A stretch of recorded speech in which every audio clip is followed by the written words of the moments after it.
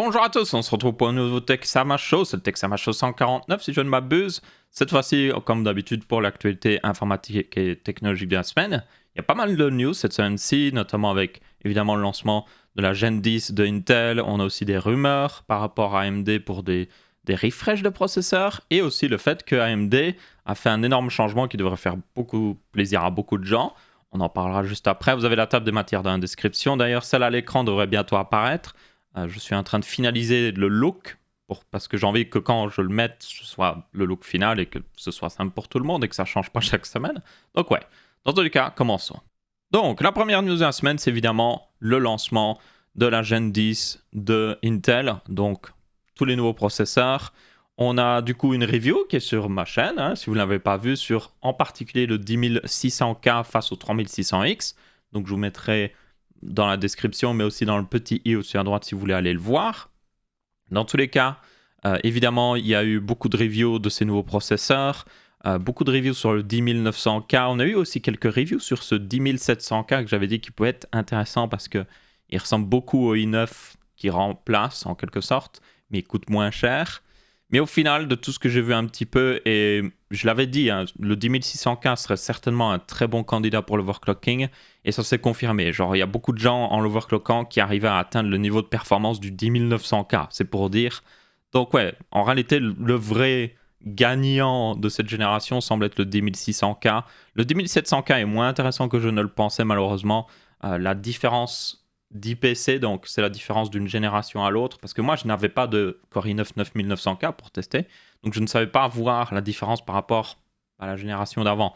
Et en réalité, la différence par rapport à cette génération d'avant est pas très grande, on va être honnête. Donc ouais, en gros, le 2600K semble être le plus intéressant, surtout niveau prix, et je vous rappelle qu'il y a le KF qui lui est vendu 250€, donc je pense qu'il pourrait convenir à beaucoup de gens qui sont en mode je veux overclocker, je veux le maximum de FPS possible dans les jeux. Maintenant, évidemment, chacun a un petit peu une utilisation différente. Tout le monde n'est pas prêt à overclocker. Donc, c'est pour ça que moi, j'avais dit que je pense que, honnêtement, pas mal de gens devraient plutôt prendre le 3600 de chez AMD qui est beaucoup moins cher et qui vous permet aussi d'acheter une carte mère beaucoup moins chère, ce qui vous permet de prendre une meilleure carte graphique et d'avoir un meilleur FPS. Donc, ouais. Du coup, vous avez toutes les reviews. Je vous invite à aller en lire si vous êtes intéressé par ces processeurs. C'est toujours intéressant. Vous avez le comptoir de hardware. Au niveau FR qu'il y en a, il y a aussi conseil config. Mais il y avait aussi hardware cooking et d'autres sites certainement encore. Vous pouvez lire aussi en anglais. Je vous recommande notamment, il y en avait un test qui était bon. Celui de Hardware Unbox sont toujours excellents. C'est en anglais, mais il parle avec un accent qui est selon moi facile à comprendre. Et vous avez aussi Gamer Nexus. Qui sont dans les G normalement dans la liste ici. Voilà, ici. Ils en ont fait plusieurs de vidéos depuis, donc ils ont une review du i9, du 10600K, ils ont fait énormément de tests dessus. Je vous invite vraiment à aller voir si vous voulez avoir plus de détails justement sur cette génération. Mais bon, le résumé pour ceux qui le voudraient, c'est quoi? Le gain reste minime par rapport à l'ancienne génération. Le 10900K a 2 cœurs de plus, ce qui permet de compenser un petit peu pour son manque dans les multitâches, genre l'encodage vidéo et tout ça, mais ça ne lui permet pas de rattraper le 3900X à ce niveau-là. Toutefois, il reste le king au niveau jeu vidéo. Oui, vous avez le plus haut FPS, donc voilà, pour ceux qui veulent le plus haut, je suppose. Mais comme j'ai dit, le 10600K en particulier, si vous voulez avoir clocké, peut être très intéressant. Donc ouais, c'est vraiment ça le résumé. On a aussi les Core i5 et Core i3 plus bas. Ça, il n'y a pas eu beaucoup de tests. Il y en a quelques-uns qui ont été... Il me semble qu'un des Core i5 a été testé, mais globalement, on n'a pas les Core i3. Cela pourrait être intéressant s'ils sont bons niveau fréquence et surtout niveau prix, mais il faudra voir. Intel les a quand même pas mal limités si vous regardez au niveau de la fréquence, donc peut-être que malheureusement, ils ne seront pas si intéressants que ça. Du coup, l'autre news qui a un petit peu mis justement des bâtons dans les roues de Intel à ce niveau-là, c'est que si vous vous souvenez, AMD avait dit, et ils avaient déjà annoncé voilà un moment, qu'il n'y aurait pas le support pour sur les cartes mères B450 et X470 pour Zen 3. Zen 3, c'est la nouvelle architecture Zen, donc ce sera les processeurs Ryzen 4000 quelque chose, qui sortiront d'ici la fin de l'année, et du coup, ils ne seraient pas supportés sur ces cartes mères. Et alors, il y avait eu beaucoup de débats là-dessus, parce qu'en réalité, j'ai regardé pas mal dessus. Et oui, il y avait par exemple MSI qui avait promis avec leur gamme Max. Donc, si vous regardez, MSI a une gamme Max donc des cartes mères en B450 ou X470 Max, qui sont en fait des cartes mères avec la mise à jour BIOS déjà garantie dessus, et vous êtes sûr qu'ils fonctionnent avec justement les processeurs Ryzen de 3e génération, donc Zen 2. Et donc, une des promesses qu'ils ont fait un petit peu genre dans le marketing, c'est qu'ils étaient en mode, ouais, prenez une carte mère Max, et en gros, vous êtes prêts pour le futur des processeurs Ryzen. Donc, en gros, ils étaient un peu en mode, oui, si vous prenez une de nos cartes mères, vous pourrez mettre les prochains processeurs Ryzen. Il y avait aussi AMD, techniquement, qui avait dit genre, si vous pouvez pas acheter une carte mère en X570, prenez une carte mère en B450. Donc, ils avaient un petit peu dit, en réalité, en gros, ouais, prenez-les, elles seront supportées, hein, un petit peu. Donc, les gens avaient imaginé ça, les gens avaient totalement raison de penser ça. Il y a aussi le problème que tout simplement le B550 a pris trop de temps, beaucoup trop de temps, et qu'il aurait dû sortir, 6 mois au moins, et qu'il n'y aurait pas eu ce problème. Parce que là, 6 mois s'il était sorti, et que tout le monde avait, en tout cas la plupart des gens avaient une carte mère en B550, qui ont acheté récemment, il y aurait eu moins de polémique. Mais du coup, les gens se sont plaints, et ils avaient raison, pour la plupart selon moi. Ils sont pleins et AMD est revenu en arrière. Donc, les cartes mères en B550 et X470 supporteront Zen 3. Alors, le support ne sera pas directement dès la sortie des processeurs, ok? Il ne sera pas forcément sur exactement toutes les cartes mères aussi. Il y en a peut-être qui seront trop limitées, qui ne pourront pas supporter. Et du coup, ne vous attendez pas à un support aussi parfait. Ils l'ont dit, ça va être vraiment pour les gens qui s'y connaissent. Et aussi, ça va être une upgrade dans un sens. Ça veut dire que si vous flashez le nouveau BIOS pour supporter Zen 3 sur ces cartes mères, vous ne pourrez pas reflasher un BIOS pour revenir en arrière. Et aussi, ce BIOS, normalement, ne devrait pas supporter tous les processeurs possibles pour cette carte mère. Donc ça, c'est un point très important. Donc, c'est-à-dire que ce sera un BIOS spécial fait pour plus supporter la nouvelle génération de Zen 3, mais pas forcément Zen 2, Zen Plus ou Zen 1, justement. On verra bien d'ici la sortie ce que certaines cartes mères supporteront, mais partez du principe, oui, c'est un ticket d'upgrade qu'on vous offre ici, mais vous le prenez seulement si vous allez upgrade. Vous ne mettez pas ce nouveau BIOS si vous avez un ancien processeur. Et ils l'ont d'ailleurs précisé, c'est que ce BIOS, vous ne pourrez pas le trouver sur le site normalement comme ça.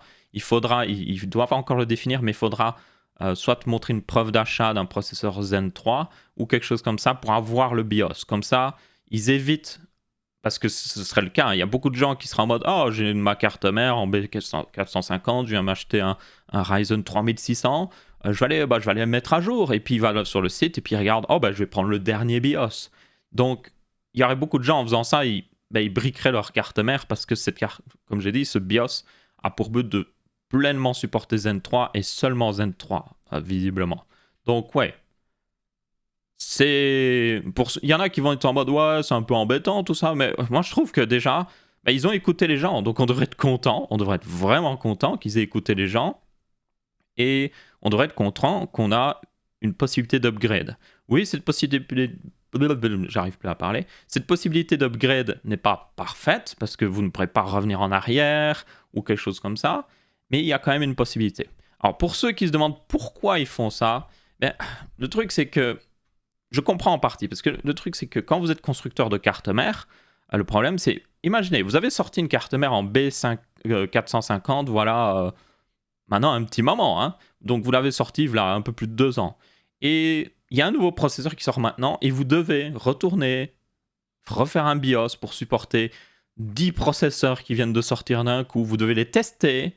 Vous devez tester chaque CPU normalement sur chaque carte mère, mais vous n'avez pas le temps, donc vous testez peut-être les plus gros CPU en partant du principe que ça fonctionnera avec les plus petits CPU, mais peut-être que des fois il y a des petits problèmes, et du coup ça rajoute beaucoup de charges de travail pour les constructeurs de cartes mères, et c'est compréhensible. C'est pas forcément à eux de toujours supporter des trucs sur une carte mère qu'ils ont designé des années sans savoir ce qui allait arriver, et du coup devoir supporter des processeurs qu'ils ne savaient même pas qu'ils allaient exister justement. Donc ouais, moi je comprends aussi ce point de vue-là, et c'est pour ça en partie que c'était le cas. Mais après, je veux dire, ces derniers temps, les constructeurs de cartes mères se font un peu plaisir niveau prix. Notamment, ça se voit avec le Z490. Je n'ai pas montré trop les prix des cartes mères, mais il y a des cartes mères en Z490 qui montent à 1000 euros. Donc j'ai envie de dire, bon, constructeur de cartes mères, ça va. Pendant des années avec Intel, vous vous êtes fait bien de l'argent tranquille, hein, parce que ça arrangeait, hein, ça arrangeait les constructeurs de cartes mères et Intel, hein, de changer de socket tous les 2 ans, parce que du coup, les constructeurs de cartes mères n'avaient plus besoin de supporter des vieux processeurs, ils sortaient des nouvelles cartes mères, ils refaisaient de l'argent, et tout le monde était content, forcément. Donc ouais, ma foi, ça les fera un petit peu de travailler pour certains, ce qui est peut-être pas plus mal. Mais après, ne vous attendez pas, comme j'ai dit, à un full support avec ces BIOS-là. C'est quand même une bonne chose, c'est une upgrade possible, mais plus pour les gens qui s'y connaissent plutôt que monsieur tout le monde qui va juste télécharger le BIOS sans même trop savoir ce que c'est. Ensuite, on a une petite news une rumeur sur un refresh de AMD Matisse. Matisse, c'est le nom de code pour tous les processeurs pour information Zen 2 de 3e génération, donc les 3900X et tout ça. Et du coup, il y aurait une rumeur comme quoi ils vont faire un refresh de ces processeurs. Et donc, ce sera annoncé le 16 juin avec une sortie pour le 7 juillet, le 7 du 7. Pour information, c'était la date de sortie, ou plutôt la date d'annonce de justement les processeurs Ryzen de 3e génération. Pourquoi? Parce qu'ils étaient sortis en 7 nanomètres, le 7 juillet, le 7 du 7, vous voyez. Bref, c'était pour ça. Et du coup, on n'a pas trop de détails là-dessus. C'est visiblement, on va être honnête, c'est certainement pour couper en partie l'herbe sous le pied de Intel, essayer de compenser, vous voyez, de diminuer un peu cette différence dans les graphes de jeux vidéo pour inciter plus de gens à les acheter. C'est peut-être aussi pour s'assurer de se débarrasser de plus de stock. Ils vont aussi, il y a des rumeurs, enfin, c'est même pas des rumeurs, c'est à peu près confirmé maintenant, il y a des baisses de prix sur certains processeurs Ryzen qui vont arriver, notamment le 3900X qui serait passé sous la barre des $400 aux États-Unis, donc c'est pour dire. Et du coup, on aurait un 3900 XT, un 3800 XT et un 3600 XT. Le nom XT vient surtout des cartes graphiques, si vous l'avez déjà vu, mais ça perturbe pas trop. Je veux dire, on passe d'un 3500X à un 3600 XT, ça va encore. C'est pas parfait niveau nom, on va être honnête, mais ça va encore. Et du coup, qu'est-ce qu'on pourrait voir comme upgrade?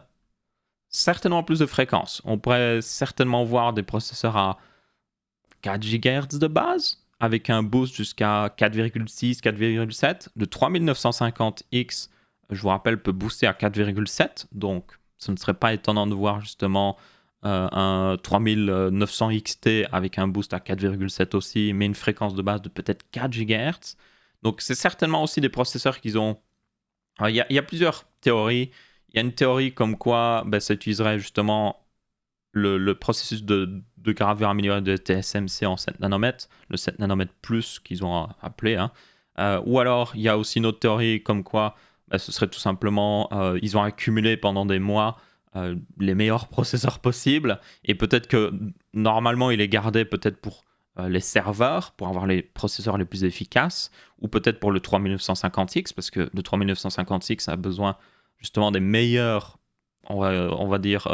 plus Ryzen, vu qu'il doit atteindre les 4,7 GHz. Donc peut-être qu'ils en ont accumulé suffisamment et qu'ils étaient en mode ok, coupons l'herbe sous le pied de Intel et sortons une version du 3900 XT qui coûtera moins cher que le Core i9 et qui aura une fréquence de base de 4 GHz et un boost à 4,7, ce qui fera que la différence sera... Il y aura toujours une différence, mais elle va fondre, justement. Ensuite, on a une autre news au niveau de Adobe qui a enfin rajouté l'encodage GPU dans Premiere Pro. Donc dans la dernière version, c'est la 14.2 pour information, versus la 14.1. Vous avez enfin l'encodage GPU. Donc pour ceux qui ne savent pas ce que ça veut dire, en gros, jusqu'à maintenant, Adobe Premiere, qui est un logiciel de montage que j'utilise personnellement, encodait avec le CPU. C'est-à-dire qu'il utilisait le CPU pour encoder la vidéo. Il y avait bien une option qui était sortie avec QuickSync. Donc c'était pour information... QuickSync, c'est une technologie Intel avec les GPU Intel, donc notamment c'était avec les corps Intel, les corps i7 et tout ça, où vous pouviez utiliser le GPU intégré pour encoder en partie la vidéo, et ça permettait d'accélérer. Pourquoi? Parce que une vidéo, c'est des pixels, hein, et je ne sais pas si vous l'avez déjà vu, mais les cartes graphiques sont très douées pour justement gérer ça, et notamment leurs encodeurs-décodeurs qui sont intégrés au GPU maintenant. Donc par exemple, si vous avez, je sais pas moi, une GTX 1060, vous avez le GPU, Et donc ça, ce qui fait le rendu de vos jeux, le rendu de ce qui se passe à l'écran. Mais vous avez aussi à côté un décodeur et un encodeur pour les vidéos. Et donc, quand vous regardez une vidéo YouTube, ben, c'est votre GTX 1060 qui décode la vidéo. Il prend le flux brut, il le décode et puis il vous l'affiche à l'écran. Donc, ici, ça utilise justement cet encodeur sur la carte graphique, des cartes graphiques NVIDIA, hein, pour information, pour encoder la vidéo dans Adobe Premiere. Donc, le CPU continue de travailler un petit peu, il a toujours des trucs à faire, mais globalement, c'est fait par la carte graphique. Et du coup, le gain en temps est énorme. C'est juste abusé. Donc, par exemple, ici, vous voyez qu'ils sont passés de... C'était... je sais pas si c'était... c'est en minutes, ça? Time in second. Non. Ils sont passés de 80 secondes d'encodage à 22 secondes, 180 secondes d'encodage à 63, et ainsi de suite. Et c'est juste... C'est vraiment énorme. Du coup, comme j'ai dit, il faut une carte NVIDIA. Il me semble qu'il faut une carte NVIDIA d'ailleurs de 10e génération, donc GTX 1060, GTX 1050 aussi passerait. RTX et tout ça, évidemment, les GTX 1660 aussi passent, ne vous inquiétez pas. Mais ouais, il faut au moins une carte graphique d'une génération encore avant. Donc si vous avez une GTX 970 et tout ça, malheureusement, ça ne passe pas visiblement. Pourquoi? Parce que l'encodeur NVIDIA, pour information, chaque génération évolue. Donc celui de la 10e génération était plutôt bon, celui de la RTX est encore meilleur. Donc c'est pour ça, il y a besoin de ce nouveau encodeur NVIDIA qui est bien meilleur. Du coup, moi je l'ai testé. Cette vidéo d'ailleurs est encodée par cet accélérateur GPU. J'utilise maintenant depuis quelques jours et déjà, oui, c'est extrêmement rapide. Ça donne une qualité qui est pour moi identique. Je ne vois aucune différence de qualité.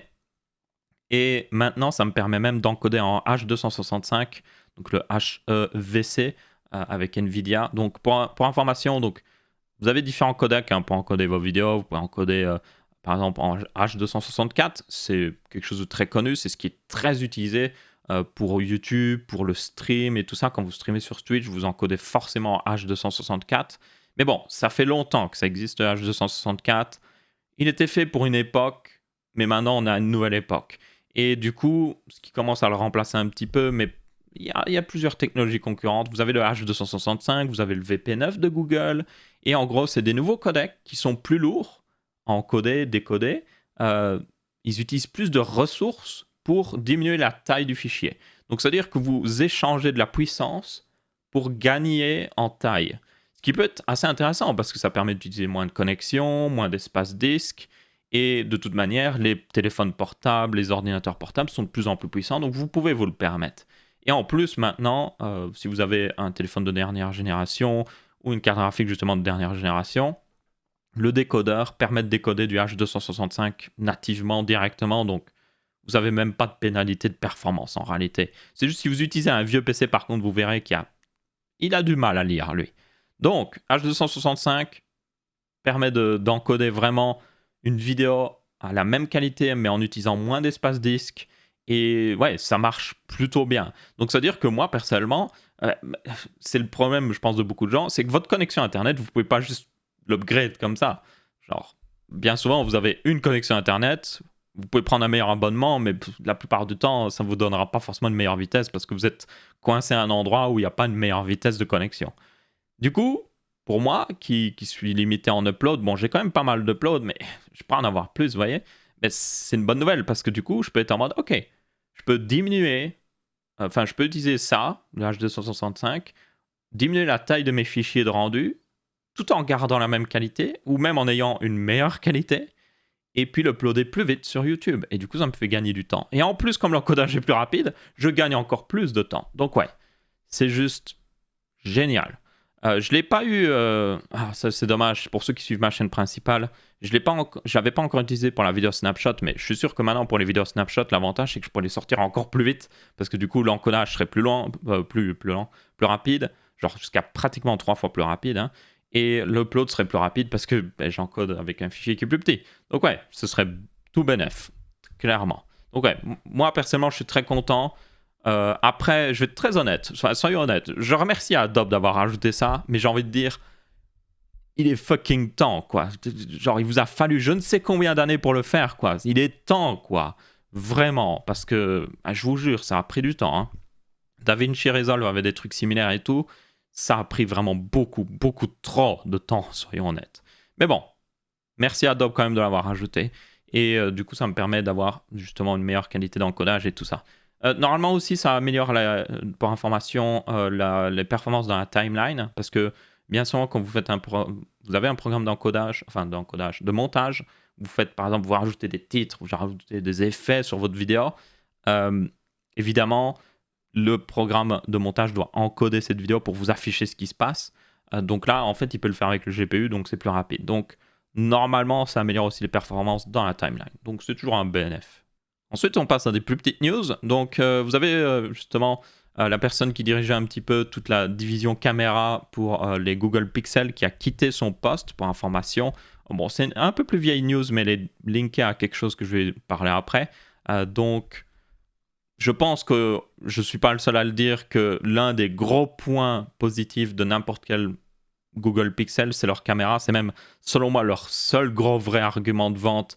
Ça et le fait qu'ils ont Android stock et qu'ils sont mis à jour, c'est la caméra.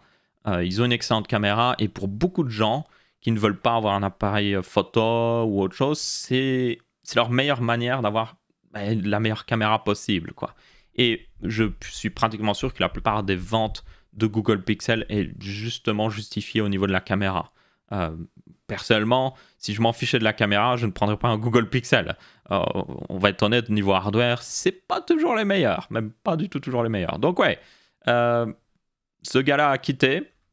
Évidemment, les raisons sont diverses et variées, mais en gros, c'est évidemment une déception par rapport un petit peu au Pixel. Et enfin, c'est quelque chose qui est en train de monter un petit peu plus. Et du coup, c'est une autre news en rapport.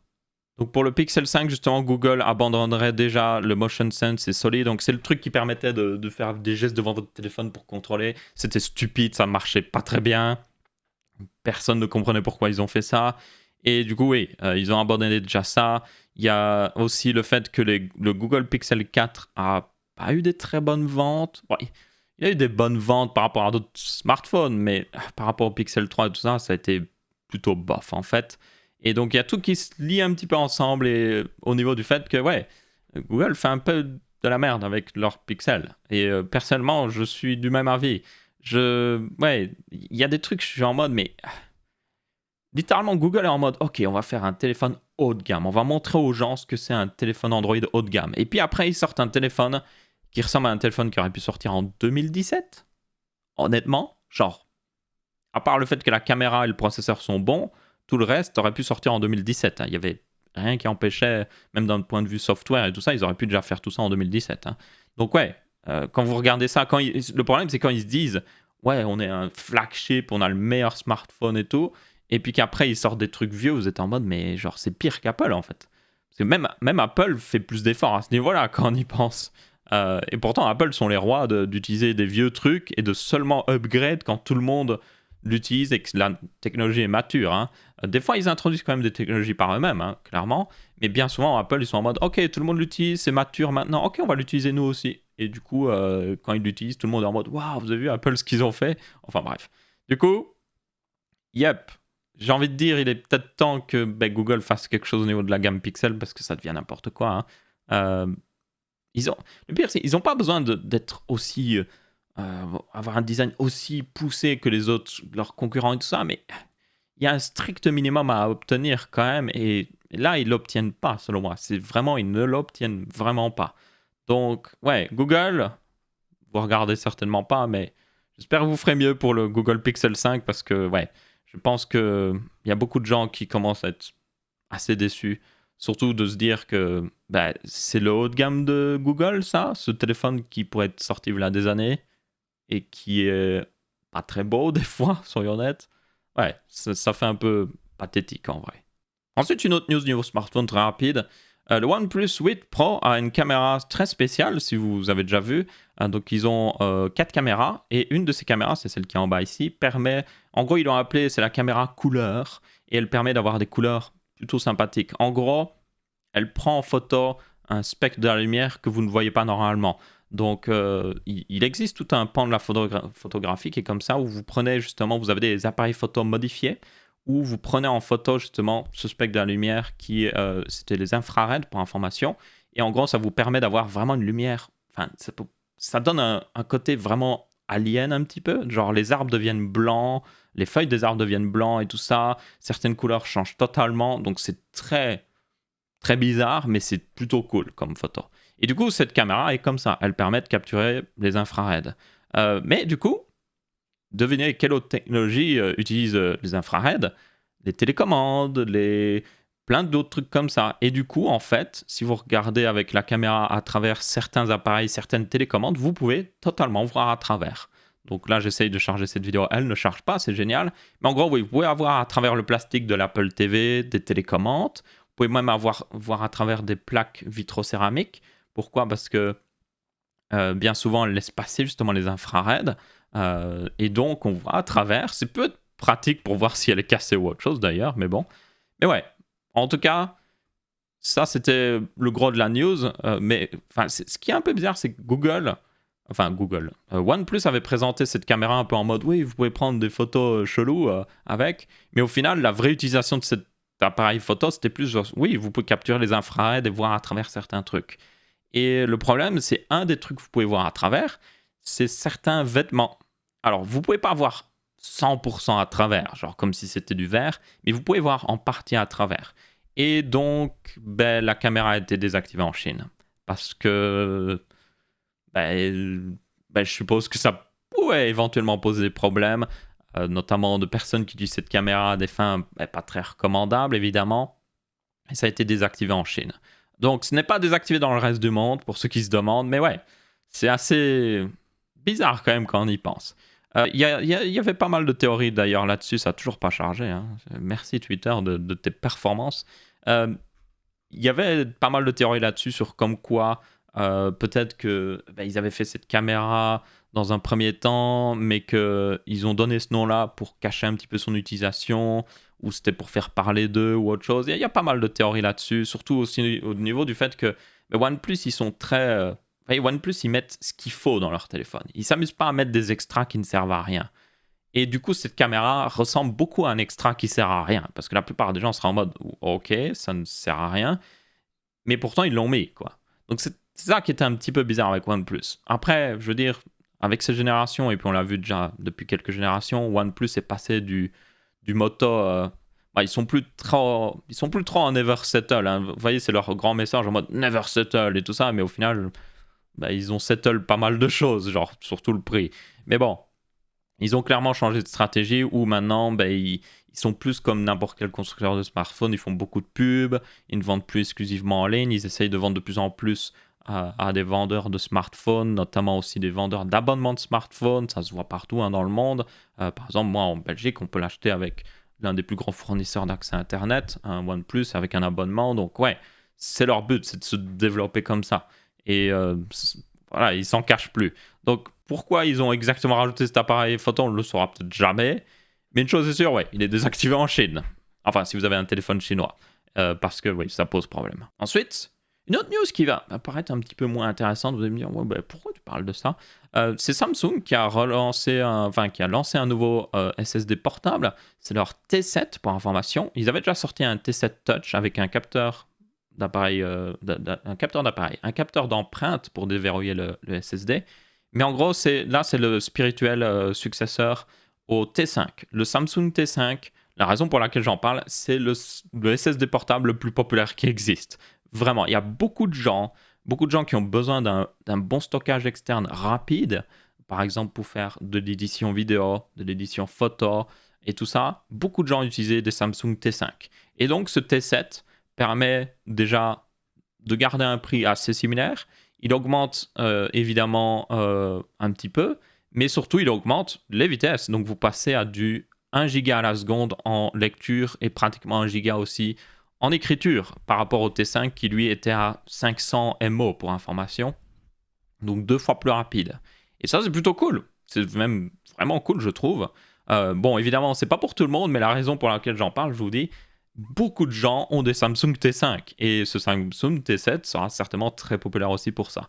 Le T5 existe toujours, il devrait diminuer de prix à mon avis d'ailleurs, donc c'est toujours un bon achat. Hein. Si vous voulez mettre par exemple, je sais pas moi, comme j'ai dit, des fichiers vidéo et tout ça pour l'édition, vous pourriez même mettre Linux dessus pour faire pas une clé USB Linux, mais plus un SSD portable Linux où vous branchez dans un PC et puis vous utilisez Linux sur ce PC. Ce serait très pratique, surtout en utilisant mon guide d'installation Linux. Mais bon, bref. Dans tous les cas, juste une petite news courte là-dessus. Et enfin, dernière news, c'est au niveau de l'espace, space, évidemment. Et au niveau de SpaceX qui, je vous rappelle, dans la semaine, va normalement lancer des astronautes dans l'espace vers la station internationale pour la première fois sur le sol américain depuis 2011. Donc, c'est toujours normalement programmé pour le 27, mercredi donc, vers 22h si je me souviens bien. Mais bon, comme je l'ai dit, il y a le moins de petits bouts de nuages ou autre chose qui se montrent. Ils vont être en mode, non, on décale parce que il y a des êtres humains sur cette fusée. C'est pour la première fois sur cette fusée, genre tout court. C'est la première fois qu'ils utilisent cette capsule avec des êtres humains dedans. Évidemment, ils l'ont testé pas mal avant. Donc ouais, ils vont pas prendre le moindre risque. Mais du coup, elle est d'ailleurs verticale, c'est-à-dire qu'ils l'ont mis sur le pad de lancement, elle est prête à être lancée. Ils ont même fait un static fire test, donc ils ont lancé tous les moteurs en mode, allez, ok, ça marche. Donc c'est ce que fait beaucoup SpaceX, eux. Et donc elle est prête. Il y a juste vraiment à attendre la date. Mettre les astronautes dedans, remplir de carburant parce qu'ils remplissent au dernier moment. SpaceX, pour information, ils remplissent vraiment parce qu'ils utilisent des carburants qui sont les refroidis le plus possible. Comme ça, il prend moins de place parce que, si vous ne savez pas, plus un liquide normalement est chaud, plus il prend un petit peu plus de place. Alors, c'est pas des fois énorme, mais pour certains liquides, ça peut vite faire beaucoup d'espace en réalité. Et du coup, c'est ce qu'ils font ici avec... c'est du kérosène, enfin c'est du... Ah, comment ça s'appelle? Oh, j'ai oublié. C'est du kérosène spécial, c'est du kérosène raffiné, encore plus raffiné. Il est hyper toxique d'ailleurs, mais c'est ce qu'ils utilisent justement dans la Falcon 9 et aussi l'oxygène évidemment. Du coup, je vais certainement faire un live mercredi, si c'est toujours mercredi, bon, ce sera peut-être jeudi ou autre chose. Si c'est à une heure passable, je tiens à le préciser, si c'est à une heure pas juste à 3h du mat', je ferai certainement un live sur la chaîne Tech ici sur YouTube où on regardera le lancement ensemble, on en discutera. Je ne suis pas le full expert SpaceX, mais j'ai déjà regardé beaucoup de lancements SpaceX et regardé beaucoup l'actualité SpaceX. J'en parle pas toujours dans le Tech Sama Show, mais je regarde littéralement, c'est un des trucs que je regarde le plus au niveau de l'espace, au niveau en tout cas du lancement spatial. Ouais, donc je pense que je m'y connais suffisamment pour vous en parler, mais après ouais, partez du principe que je ne suis pas le plus grand expert ou autre chose. Donc ouais, on regardera ça certainement en live, quoi qu'il arrive, si c'est une heure passable, comme j'ai dit. Et ça devrait être plutôt intéressant. J'espère qu'évidemment ça va bien se passer et qu'on va avoir un joli lancement et une grande réussite parce que ça veut dire que déjà les astronautes américains n'auront plus besoin d'être lancés sur Soyuz. Et donc c'est tout pour ce Tech Sama Show aussi. J'espère que vous avez bien apprécié. N'hésitez pas à laisser votre avis, que ce soit en pouce bleu, pouce rouge en commentaire. N'hésitez pas à checker la review des Core i5 10600K si vous êtes intéressé. Et sinon, on se retrouvera pour une prochaine vidéo. Ciao, ciao!